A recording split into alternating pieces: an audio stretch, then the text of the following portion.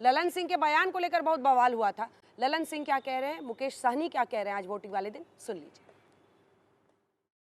15 साल का बिहार जो जंगल राज के नाम से जाना जाता था, जहां लोग शाम में 7 बजे के बाद नहीं निकलते थे, बिजली कहीं नहीं थी, सड़क तो गड्ढा था, गड्ढा सड़क के नाम पर गड्ढा था, अस्पताल में कोई मरीज इलाज कराने सरकारी अस्पताल में नहीं जाता था, स्कूल के गांव के स्कूल के बच्चे, स्कूल का भवन ध्वस्त था, बच्चे गाछ के नीचे गांव के पढ़ते थे।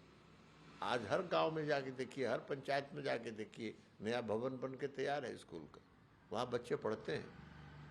5 लाख लगभग शिक्षकों की बहाली हुई, लोक सेवा आयोग से शिक्षकों की बहाली हुई। तो ये विकास मॉडल है। बस यही संदेश है, सब लोग अपना घर से निकले, अपना मत का प्रयोग करें, एक बेहतर सरकार बनाने के लिए, एक बेहतर बिहार बनाने के लिए, लोकतंत्र को मजबूत करने के लिए। लोकतंत्र में जब भी कोई खतरा महसूस हो कि इससे पूर्व के सरकारों ने क्या किया, किस तरीके से ईडी सीबीआई का अच्छे से उपयोग किए कि नहीं किए, सरकार अपना फर्ज पूरा किए कि नहीं किए, उन्होंने जो वादा किया, घोषणा किया कि हम ये करेंगे वो करेंगे, वो किए कि नहीं किए, ये सब चीज़ को ध्यान में रखकर अपना वोट का प्रयोग कीजिए, क्योंकि ये देश जो है ना वो आपका है, किसी नेता का नहीं है ये देश।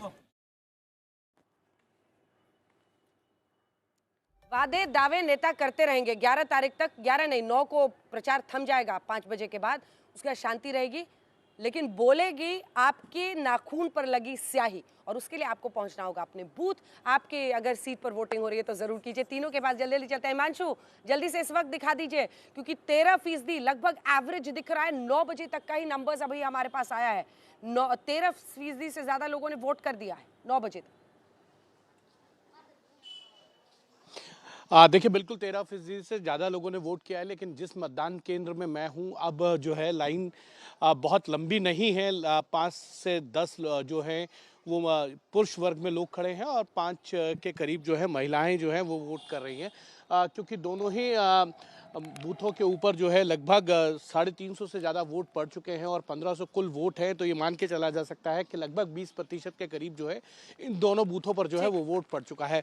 लेकिन अंजना एक चीज़ को समझना जरूर होगा, 2020 की बात जो कर रहे थे रोहित, वो सही में नाराजगी, क्योंकि ब्रेक का टाइम हो रहा है, एक एक रिएक्शन यहाँ से ले लें। दीपक जी, दिलचस्प ये भी होता है कि अगर एक वोटर के तौर पे सोचिए, हम लोग भी सोचते हैं कि जल्दी जल्दी निकल के, इससे पहले कि लाइन लंबी हो, वोट देके निकला जाए। तो सुबह में एक 13% तक तो हो गया 9 बजे, लेकिन वोटर्स अगर उदासीनता दिखाते हैं तो ये लोकतंत्र के लिए अच्छा नहीं।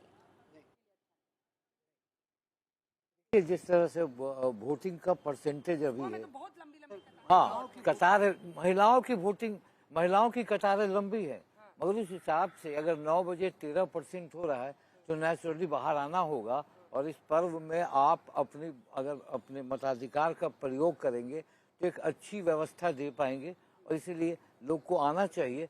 और सबसे बड़ा मुद्दा मैं मानता हूँ कि आज की तारीख में अब जो बन गया है वो नौकरी तो बन गया है, रोजगार बन गया है, और महिलाओं का जो मुद्दा है, जिस तरह से राजीव नीतीश कुमार ने देखिए, महिलाओं का जो सम्मान का है, महिलाओं के विकास का और बिहार का विकास, ये सबसे बड़ा मुद्दा है। और जैसे जैसे नीतीश की तस्वीर साफ हो रही है, नीतीश कुमार का, उनके बेटे का राजनीति में नहीं आना और शराबबंदी, ये भी एक बड़ा असर डाल रहा है।